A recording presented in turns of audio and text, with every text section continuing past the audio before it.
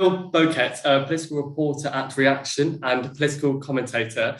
Thank you so much for joining me today. On the 5th of May, voters went to the polls for the local elections. In total, 4,411 council seats were contested in England. Most seats up for election this year were last elected in 2018. There was some speculation the Conservatives could lose up to 800 council seats. In fact, it was 400, around 400. Have the Conservatives done better nationally than they were expecting? Is this enough to keep Boris in power, this result after these elections? I think with the initial projections, it tends to be at the early stages, they always kind of inflate how badly a party is going to do. And then closer to the polling day itself, pollsters tend to be a bit more skeptical. So electoral calculus and find that now originally, as you say, projected the Conservative Party to lose up to 800 councillors. Then they downgraded to about 550. And then the New Statesman and Britain Elects then predicted about 200. So it seems that 400, 450 seems to have been the right number. I mean, it's still a very disappointing level of results for the party. I don't think they can take any major positives from this, the only being that they've kind of solidified their support kind of in the red wall, and happily Labour haven't made any major inroads in those former red wall seats, which they had a stronghold of for many decades. But what will this all mean for the Conservative Party? I think for first of all, I think with the biggest issue on the doorstep, at least speaking to people who have been canvassing, was the cost of living crisis. They've already introduced measures to kind of mitigate that with the energy security strategy, Rishi Sunak, the Chancellor's rebates on energy prices as well. But it seems that for many people, not enough is being done to mitigate kind of the impacts from the global supply chains problems, war in Ukraine, and other mitigating factors as well, kind of around the coronavirus pandemic. So I think they'll have to react to that. And then as for kind of Boris Johnson and his leadership, I mean, I saw that Tobias Ellwood yesterday on BBC World at 1 was calling on his own fellow backbenchers to think very carefully about what to do when it comes to their leader and whether they think he's a liability electorally for the party. But it seems that Boris Johnson will survive, and there doesn't seem to be any appetite, at least in Westminster, for a leadership contest. Because it is definitely a mixed picture. Like, I know Conservatives lost control of Barnet and Wandsworth, but they did take control of Harrow Council and made gains up north in Amber Valley, actually increasing their majority control of the council. But we know also there were some other success stories. Like, I've got a friend that actually was elected in Enfield for the Conservative Party, and she won. But there is a split, as you've said, between the Conservatives maybe doing better up north in red wall seat areas, but not so well in traditional Tory areas in the south. Maybe middle class voters in the area, maybe they had a protest vote in this election over maybe Partygate still, but the working class support was still holding firm. I think people as well forget that they vote for a lot of different reasons in local elections. They may vote independent in a local election, but vote for another party in a general election. Personally, I'm based in a Conservative safe seat. It's always had a Conservative MP, it's a traditional Conservative area, but the Liberal Democrats actually took control of the council for the first time since 2007. Is this now a comeback for the Liberal Democrats, or was this just a protest vote in this particular election? I think there are kind of two answers to that. I think on a national front, the Liberal Democrats now are seen as the anti-politics party, the ones in which apathetic, traditional Labour voters and, more true blue Tories are now heading towards, because they see them, as a more trustworthy party. They might see them as more competent when it comes to policy issues. And they have been coming up with some interesting ideas as well. They've kind of led the way when it came to VAT, for COVID restrictions, also, having to follow the line of Labour and the windfall tax as well on energy firms. So I think, like you say, with local elections, often critics, pundits, politicians, journalists like myself, yourself, can kind of overanalyze the impact local elections have, because, like I say, many people vote in local elections, on issues such as, council tax, bin collections, transportation, so on and so forth. And also turnout in local elections is incredibly poor. I mean, in this elections, we're barely going to get probably about 30% when it comes to turnout compared to national elections, which tends to be double that at around 60. Yeah. So I think, and seeing, for instance, the BBC, when they came to projecting it as to what would happen if this was happening on a national election, Liberal Democrats potentially being in the possibility of getting into coalition with the Labour Party.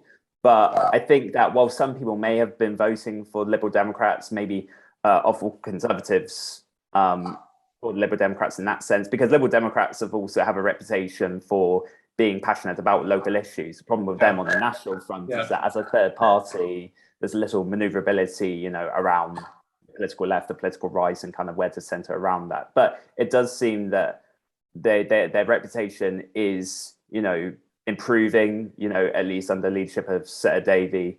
The years of the coalition, distrust of that, and then also the anti-Brexit agenda of Joe Swinson is kind of behind them. Well, because it could have been that Conservative voters just didn't go out and turn out on the actual day. As you said, their Stop Brexit message in 2019, it became such a single issue party, and Jo Swinson, their leader, actually lost her seat, and the popularity fell during the coalition, as we know, because of their stance on tuition fees. Actually, tuition fees then increased when Nick Clegg was the leader. It's so interesting, though, because obviously we know in this election, it wasn't the whole of England that was actually up for, the council seats were actually up for re-election. So it will be interesting to see in the next election whether the Liberal Democrats are going to gain momentum. Like many people I speak to still don't know really what policies the Liberal Democrats actually have. They have changed their position. Obviously, they won the recent by-elections in Chesham and Amersham and North Shropshire. And we know in the past they've said they want to legalise cannabis, but do we actually know what they stand for in terms of economic policies or just social policies in general? But this is what I was saying about the whole problem around political manoeuvrability, in the sense that most Conservatives believe in cutting taxes, at least, backbench MPs do, maybe less so the front bench, which is a Conservative policy, but then also they back a windfall tax, which is seen to be more of a Labour policy. It's one that Starmer has been advocating for many months now, at least since the beginning of the conflict in Ukraine. I think that is a problem a lot of the time, and I think in our system, British politics now, it's very much presidential, in the sense that when we often associate parties, we associate them with the leadership, so Keir Starmer and Labour, Boris Johnson, the Conservative Party. Ed Davey doesn't really have that. He's very much kind of a more bureaucratic leader, less so than a charismatic one. But the thing we need to recognise about the Liberal Democrats is that, they're a force to be reckoned with when it comes to by-elections, as we saw in Cheshire and Amersham, as we saw in North Shropshire as well. And we'll probably see that again when it comes to the local elections, because there's a lot of optimism among party members. Well, we know that there's some more by-elections coming up in the next few months. Like Neil Parish, MP for Tiverton and Honiton, it's been a safe Tory seat. It's voted Conservative since its creation in 1997. It will be interesting to see what happens there. At the same time, as we know, the Labour Party, they haven't maybe made the inroads that they were hoping for up north in those former Red Wall seats. Now we have the Beergate scandal, and Keir Starmer is now going to be investigated by the police. He is denying it. But if he does end up getting a fixed penalty notice, like Boris Johnson did over Partygate, surely that will diminish his reputation as Labour leader as well. I think it will. As soon as the Metropolitan Police investigation was launched, Operation Hillman, into the Partygate scandal, those 12 parties, Starmer, as well as Angela Rayner, the deputy leader, were both calling for Boris Johnson to do the noble thing and resign whilst this process was going on. So they've kind of, in this particular instance, dug themselves into a hole because they can't escape from it anymore. It's there. And voters will look at that and think, well, you're being hypocritical here. Why you've been calling for Boris Johnson to resign, the argument that many Labour voters would say would be that, well, Boris Johnson is, in Downing Street, he's the one that sets the rules. But we must remember that the Labour Party backed the rules as well. Yeah. They supported the Tories' COVID measures, at least during that particular lockdown. In fact, they were calling for stricter measures. They were very hesitant about the idea of society unlocking at that point due to a rise in COVID cases. So in this instance, if he were to receive a fixed penalty notice and accept it, there's every chance he may contest it as well. Yeah. But if he were to receive it, accept it, and ultimately pay for it, then he would have to resign. The interesting thing here as well is that if he were to resign, what position would that put Boris Johnson in? Because if Starmer's kind of keeping to his word and having to resign over breaking the law that he gave legitimacy to at the time, then ultimately Tory MPs would be thinking, well, Boris Johnson should be acting likewise, and they'll be taking a very firm view of that. So I don't know as to what's going to happen until this inquiry has concluded. Yeah.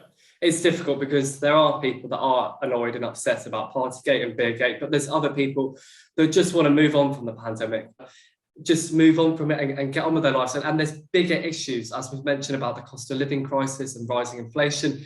And there are people that are annoyed maybe with Angela Rayner, that there was a time when the party was saying, well, they didn't say that she was actually at that event in Durham. It has come out now that she was actually at that event. So there are people that are saying, well, both parties are just as bad as each other. Yeah. The polling at the time has also consistently said that Boris Johnson should resign as Prime Minister over Partygate by quite a sizable majority as well. And it wasn't just one poll, it was consecutive, since January.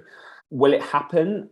I think there's a very good chance it could. I mean, when Boris Johnson received his penalty, and Rishi Sunak for that matter, as well as Carrie Symonds for the cake ambush of Boris Johnson's birthday on the 19th of June 2020, Downing Street said that, well, he was in the middle of work and he was only there for 9 minutes. Yeah. Starmer is making the same excuse when it came to having a beer with his colleagues in Mary Foy's constituency office in Durham, as well as ordering a curry, among 20 or 30 staffers. And that was during lockdown.